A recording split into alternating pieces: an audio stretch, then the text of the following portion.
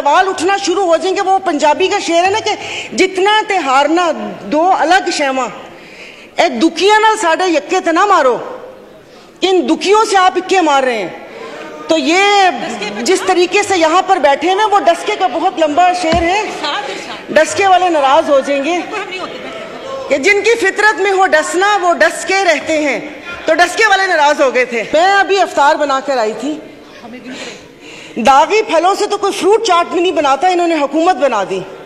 اس کٹی پھٹی لٹی پھٹی اسمبلی سے آپ یہ قانون سازی کریں گے. اسی عوام کا بھی کچھ خیال کر کے اس کی بات وہ کر لیں. اسحاق صاحب بیٹھے ہوئے جنہوں نے شربت بھی لوگوں کی پہنچ سے دور کر دیا, انہوں نے کوئی پوچھا بھی نہیں ہوگا کہ عوام کا کیا حال ہے کیا حال نہیں ہے. یہ عوام کا ایوان ہے یا ان کے مسائل حل کرنے کی جگہ ہے؟ یہ کل بھی جب یہ سپیچ ہوئی تھی آپ نے جوائنٹ سیشن بلایا تھا, میں نے کہا شاید اس بابرکت مہینے میں جو عوام سحر و افطار کی لذتوں سے محروم ہے, اس مہنگائی میں پس رہی ہے, شاید اس کی بات ہوگی.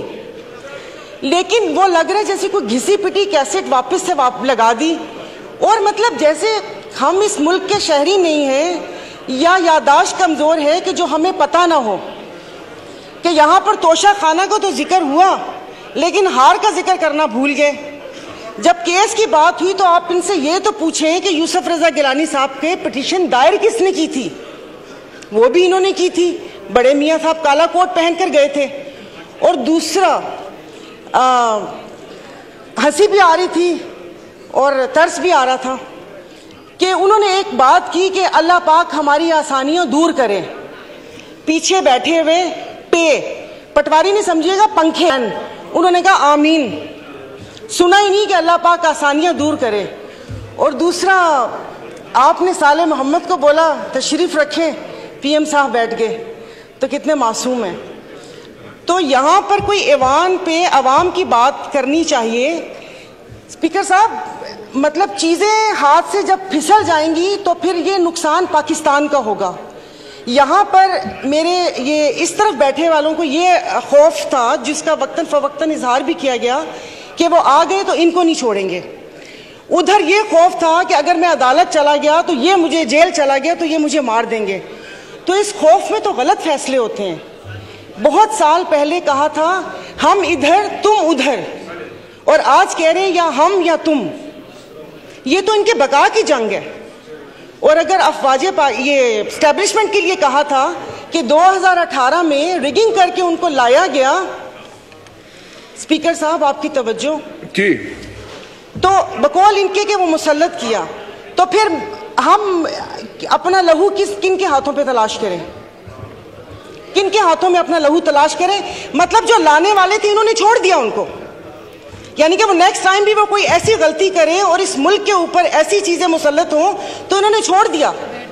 تو میرے خیال میں کہ جو اگلی باری ہے وہ دوسرے ادارے کی ہے. اور باقی اگر یہاں سے وہاں گئے تو وہاں پر بھی ان کی ہی مدد شامل تھی. میں بول رہی ہوں. اور افسوس اس بات کا ہے کہ میں ابھی افطار بنا کر آئی تھی. داغی پھلوں سے تو کوئی فروٹ چاٹ بھی نہیں بناتا, انہوں نے حکومت بنا دی. تو ان کی کسی بات کے اوپر کوئی بل کوئی چیز ہماری مخالفت ہے. میں اس چیز کو نہیں کروں گی, بھلے وہ کسی کی عزت و تکریم کا بل آئے یا یہ بل آئے. اور دوسری بات اسپیکر صاحب, یہاں پر اسمبلی ہی پوری نہیں ہے, آپ کی 228 کی اسٹرینتھ ہی نہیں ہے, تو قانون سازی کیسے ہوگی؟ اس کٹی پھٹی لٹی پھٹی اسمبلی سے آپ یہ قانون سازی کریں گے. تو باقی بس یہ کہ ایکسپنس بہت ساری چیزیں کرنے والی تھی جو نہیں ہوئی. یہ پورے کے پوری اسمبلی کو ایکسپنس کر دینا چاہیے جو یہاں پر بیٹھے ہوئے. تو میں اس کی مخالفت کرتی ہوں. میری پلیز پوری بات سن لیجئے گا. میں بہت دیر سے بیٹھی ہوئی تھی. یہ سب لوگ اپنی نیند پوری کر کے افطار کر کے آئے ہیں. ہم لوگ یہاں پر بیٹھے ہوئے تھے اپنی باری کا انتظار کرنے کے. خدا رہا کہ اس پہ نہ وہ کریں. اب ایک شعر بنتا ہے ڈسکے پہ, سنا دوں گی.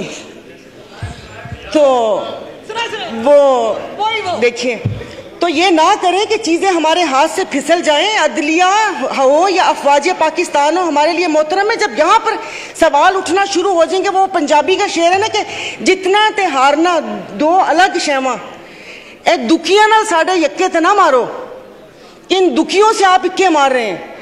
تو یہ جس طریقے سے یہاں پر بیٹھے ہیں نا، وہ ڈسکے کا بہت لمبا شعر ہے، ڈسکے والے ناراض ہو جائیں گے کہ جن کی فطرت میں ہو ڈسنا وہ ڈس کے رہتے ہیں، تو ڈسکے والے ناراض ہو گئے تھے. تو پلیز اسے کیا کہتے ہیں، یہ میں اپنی Muslim League Functional G D A کی طرف سے میں اس کو جو قانون سازی آپ کر رہے ہیں زور زبردستی کی گھپا گھٹالا 13 جماعتوں کے ساتھ، اس کو میں اپوز کرتی ہوں. اور خدارہ ملک کو اس نہج پر نہ لے کر جائیں جہاں پر سے واپسی ناممکن ہو. سوشل میڈیا پہ آپ نے اسرائیل کا حال دیکھ لیا ہوگا کہ یہاں پر خون و کشت کا بازار گرم نہ کریں.